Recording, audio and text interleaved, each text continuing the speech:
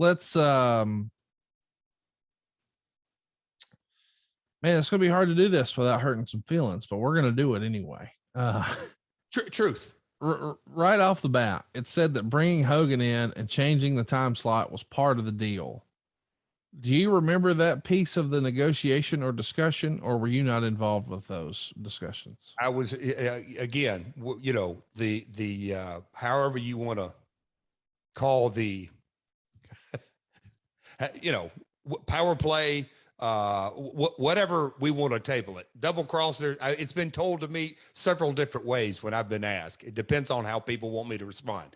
But when Dixie became the executive producer, I think maybe a simple diplomatic way, those discussions, the creative of the show, the Monday night discussions. And here's another, not a footnote, but as we get into it, when Eric came in sort of day one, he was in support of Hulk.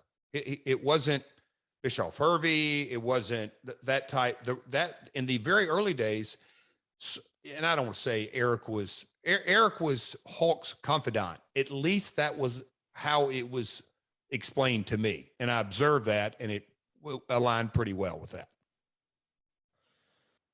And you're not involved in this Monday night discussion. You have essentially been squeezed out of those conversations. I mean, it goes without saying. I flew to Tampa with Dixie in September-ish of 09.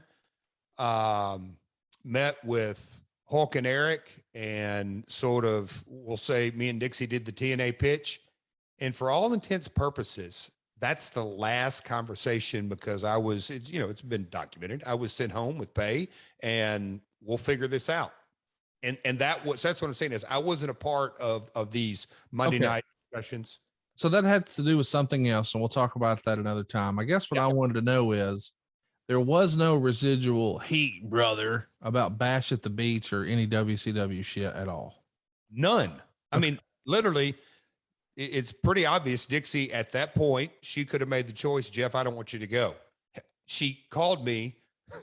I don't want to say a cold call, but we hadn't talked in multiple weeks. Hey, I really want you to go to Tampa. And, communication, and we've had this conversation today and other days, communication is vital to every relationship. I would have given anything, as I look back on this time frame, for me and Eric to have a wide open line of communication, because things would have been radically different. And at the time, did you feel, I don't know how to ask this the proper way. Were you job scared, and that's the reason you didn't do, or were you crestfallen over the way you had been squeezed out? No, I was instructed to not have communications, period. But you're part of the ownership group. Yes. So who tells you what to do? That was instructed by the attorney at Panda. You ever been a minority owner?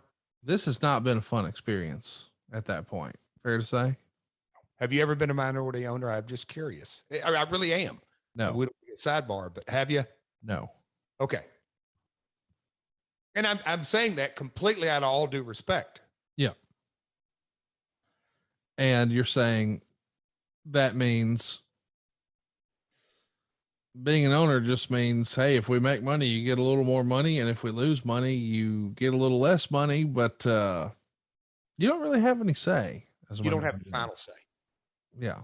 Yeah. And this was, again, you can call it whatever, but it was very obvious from August, September, October, November, December, that quote unquote Jeff's crew was gone and a whole new crew was on the way in.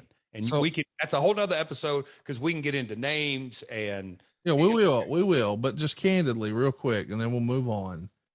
It's been my understanding that, for lack of a better phrase, the Carter family were the financial backers. That's what they brought, the financing to the dance. Yes. And you brought the wrestling experience. And now with Hulk Hogan, and maybe more specifically Eric Bischoff, now they don't feel like they have to have Jeff's input as much. Fair? I would not categorize the Carters as one. Okay. To be fair to Bob and Janice, Well, what I was trying to get to is they needed a wrestling person. Yeah. Bischoff and Hogan are going to be the new wrestling people, right? Yes. Well, I wouldn't even put Bischoff because he was more of a support role. Dixie wanted to be the wrestling person. I just want to be clear that I don't think Hulk, I'm positive Hulk didn't know what really he was stepping into. He didn't know the backstory. He didn't know we'll call it the drama.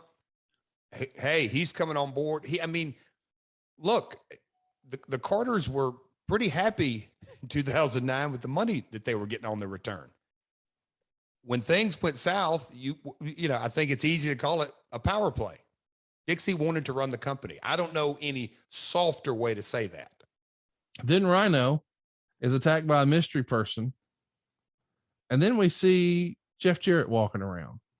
Eric Bischoff is going to show his power by telling AJ Styles he's not wrestling Kurt Angle at the pay-per-view, but now instead we'll face him in the main event. You come out for your promo. The gist of it is that homegrown TNA talent should be spotlighted. And then Hogan interrupts you, of course, and points out that you drove the company into the ground until Dixie saved it.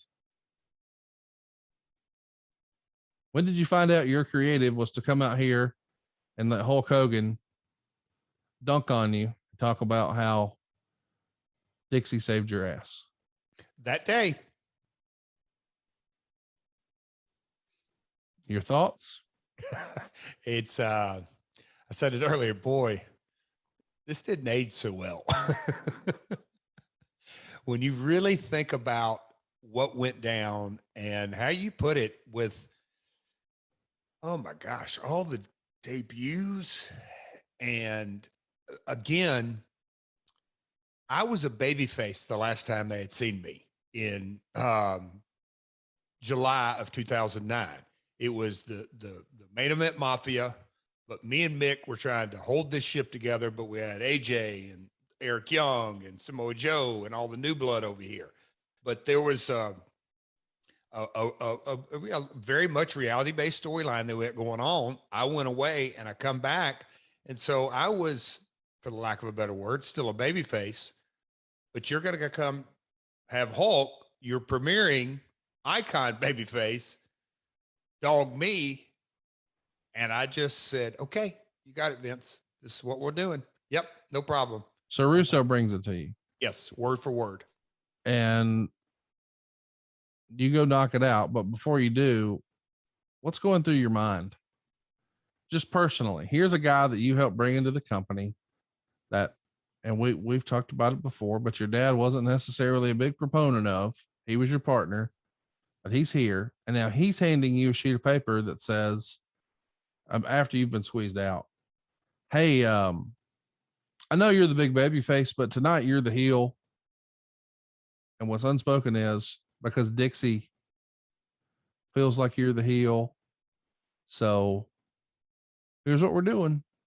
In the infamous words of Dutch Mantel, run the play. And I knew the audience. If there was one person, I always included Don West in this, really knowing who the TNA fan was, because he sold to them. He knew what they would like, what they would buy, what they wouldn't buy. Don had a real knack for real black ink and red ink. So, but me knowing the product, I'm like, you can say all you want, and I'm going to go run the play, but this don't jive. And as much as Dixie wants this to be a reality, and I'm going to go do this to the best of my ability. There were so many things that I'm like, we are starting off on the wrong foot in so many ways, but it wasn't my place to speak up. Again, going back to, it's her father's company and they have every right to do whatever in the hell they want to do. Can I say something that's a little weird? You and I we've veered off a lot, and I know we're going long, and I'm sorry about that, but this is good stuff. Or as Vince would say, this is such good shit. Pal. Yeah, pal. When, is this the most powerless you've ever felt in wrestling? Before you answer, I want to add that when you had a contract with WCW, when you were working for Vince McMahon, I mean, Lord knows when you were working for Vince McMahon, you walked out twice. So that, you know what, Conrad, this is why you are the podfather, because you phrase and frame the question is non-combative, but a real right to the jugular. And I have to say, I'm not saying that to be ugly. oh, and no, look, I'm saying this look, if people join ad free, they would see the video version of this, and maybe we'll get it on YouTube. I'm saying this like straight up. You said, is this powerless? Is this the most powerless you felt? Because you were in control of your character. Yeah. Even though you're an owner, you're an owner here, but it feels like you have less control here than ever. And right before we closed the deal, the conversation I had with Janice, Jeff, you are the wrestling guy and we are the finance guy. We're going to make a great team. For whatever reason, that hung with me for a long time. And as the more and more successful we became, and Dean, the CFO, came from Sony, and we brought him on board, and we just referenced the other day, Conrad, me and you, the direct auto and getting sponsorships and Spike and all that. I'll say as the executive producer, but when I changed to talent, but still had this quasi thing out here, but not really an employee anymore. I was a contracted guy till that got back on track. But so, yeah, the answer to your question would be absolutely. Process what we're saying, guys. When Jeff was quote unquote just one of the boys, he broke in his dad's territory, and he's not the boss, but he can leave if he wants to, and he can go do what he wants. And he's under a microscope and under somebody's thumb. Then he gets going with Vince McMahon, starts going. He's got a little bit of say over what's going on. If he doesn't like it, he can walk out. Hell, he did, not once, but twice. And then he worked with WCW.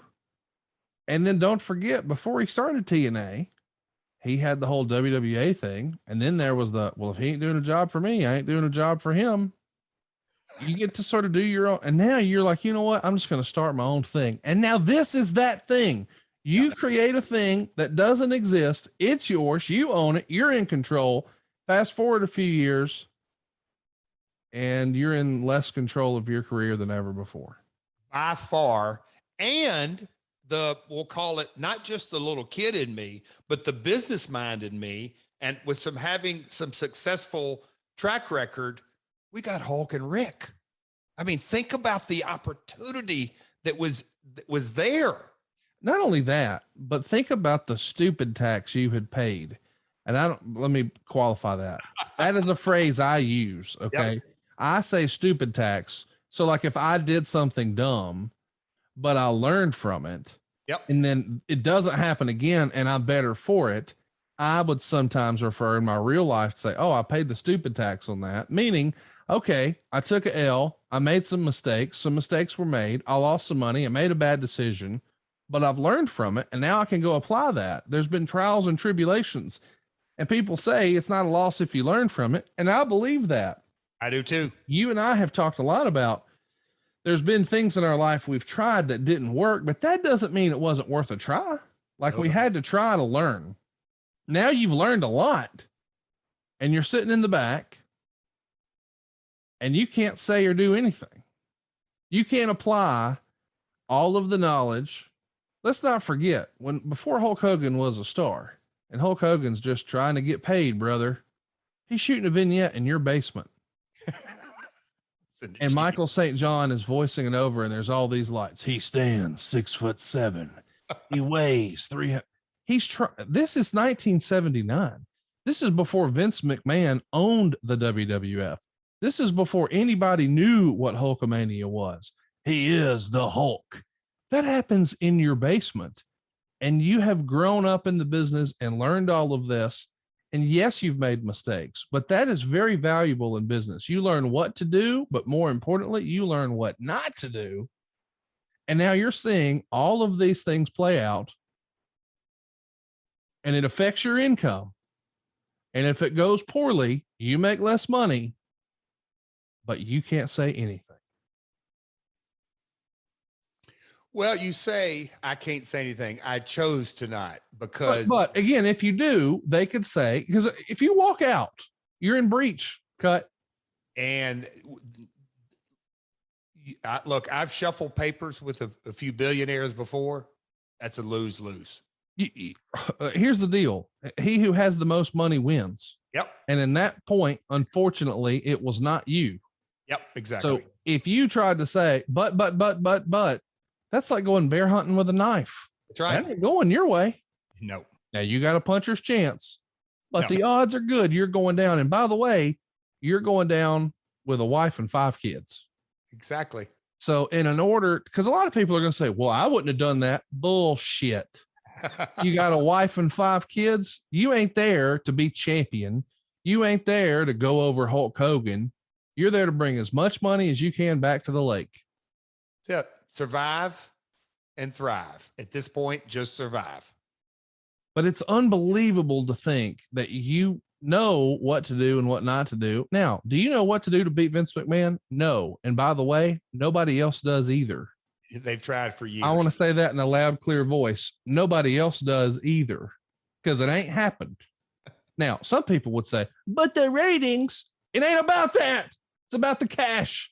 And at the end of the day, nobody's made as much money in wrestling as Vince, and nobody ever will. That's the reality. The latest quarter. Oh my God. But it's unbelievable how much money they're making.